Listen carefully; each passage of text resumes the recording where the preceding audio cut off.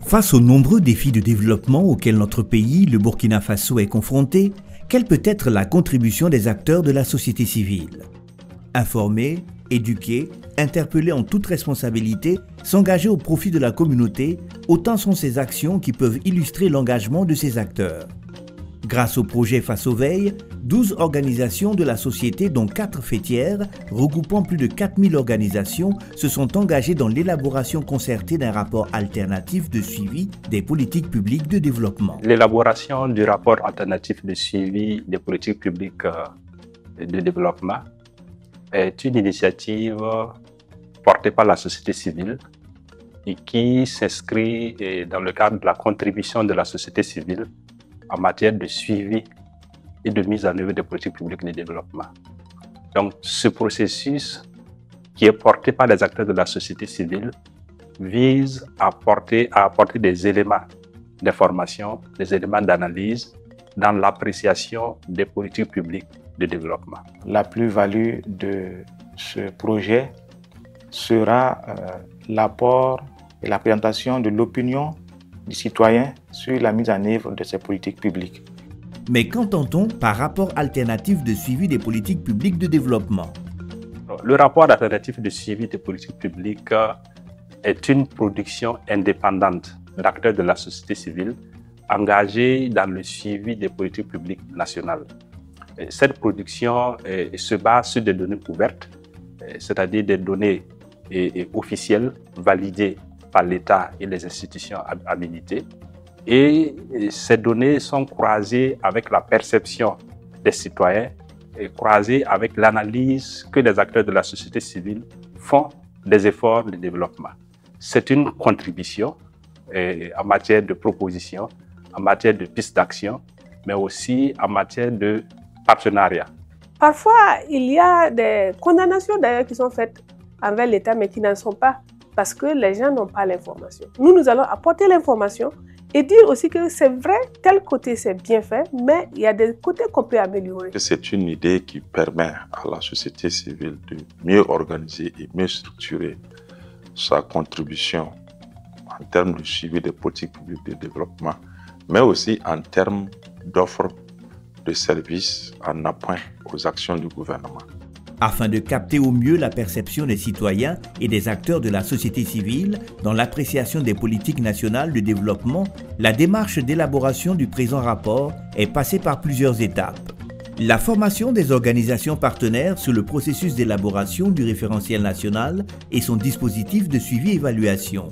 Nous avons été renforcés sur le processus d'élaboration et de suivi des politiques publiques de développement au Burkina Faso, comment est-ce que le plan national de développement a été élaboré.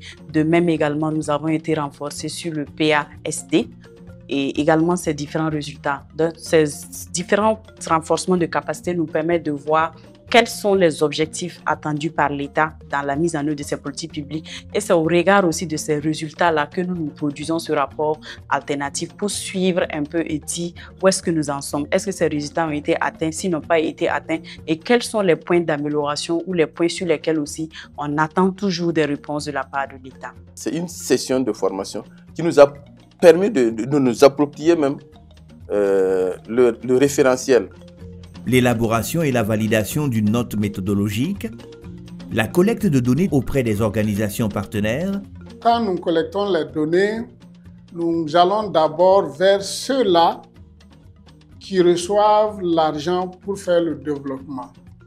Savoir également quels sont les mécanismes par lesquels ils passent pour faire le développement. Donc ici, il s'agit des plans locaux ou les plans communaux de développement. Ensuite, nous allons vers pour qui on fait le développement, c'est-à-dire les populations bénéficiaires finales de l'action de développement. Un tel rapport ne peut être élaboré sans un appui conséquent des structures étatiques. Il faut le dire, il faut féliciter tous les acteurs qui ont permis, n'est-ce pas, l'élaboration de ce rapport.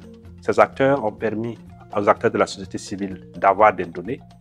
Ces acteurs institutionnels ont permis aussi à la société civile de participer à des espaces de discussion qui leur permet de comprendre les politiques publiques pour pouvoir mieux les analyser, pouvoir mieux formuler leurs propositions.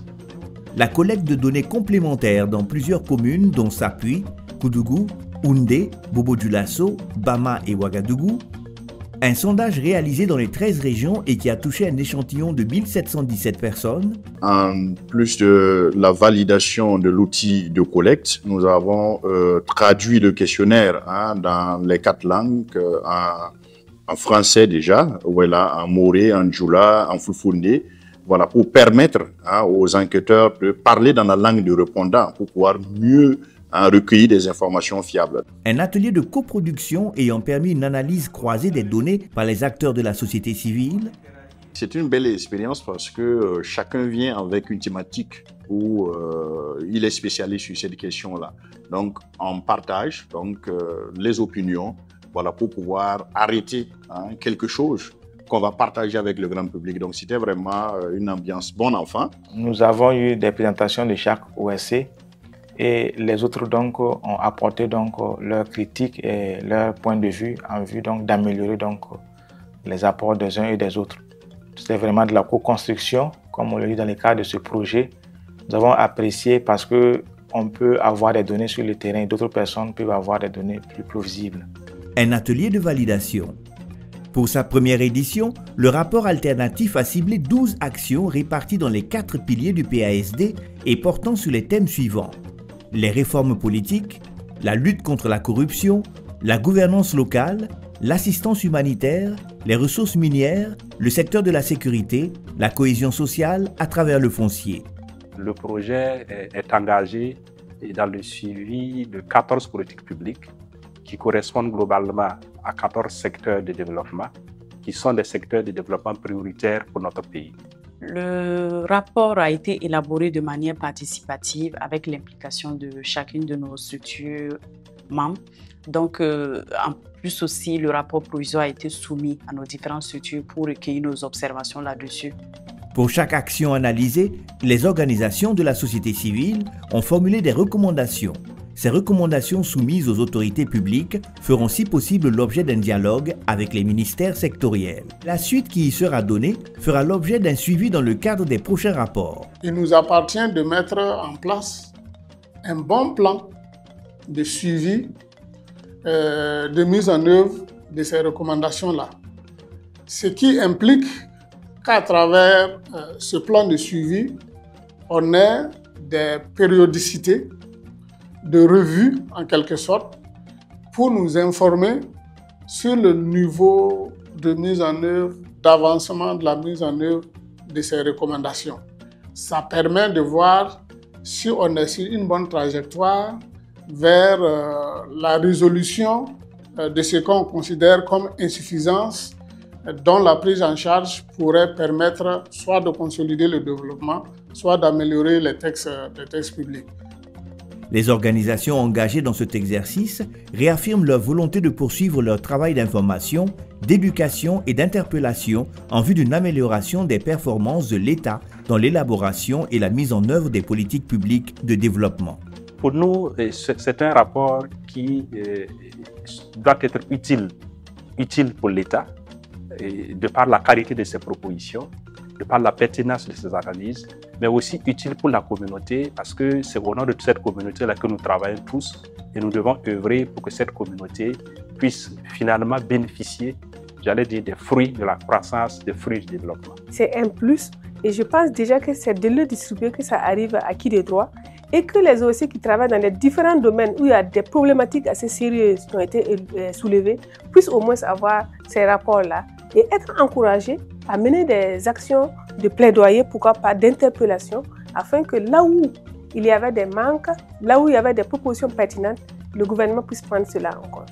Pour la population de manière générale, c'est un document également d'information, d'éducation et de sensibilisation qu'on peut utiliser, comprendre comment les choses se passent et voir quelles sont les fenêtres où, en tant qu'individu ou en tant que structure, on peut utiliser pour influencer d'abord l'élaboration des politiques publiques, la mise à l'œuvre et également le suivi de ces politiques publiques-là. Si Faso Veille n'avait pas mis ça en place, il fallait trouver les voies et moyens de pouvoir développer une telle initiative avec ce rapport alternatif.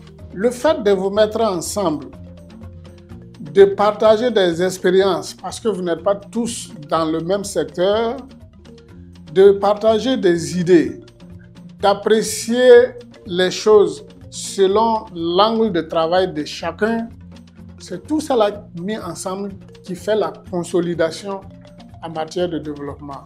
Donc ici, Faso Veille n'a fait qu'en quelque sorte attirer notre attention pour nous dire si vous voulez quelque chose de solide, allez-y ensemble, travaillez ensemble, évaluez ensemble et c'est comme ça que vous allez avoir un impact solide dont chacun sera fier d'avoir apporté sa contribution.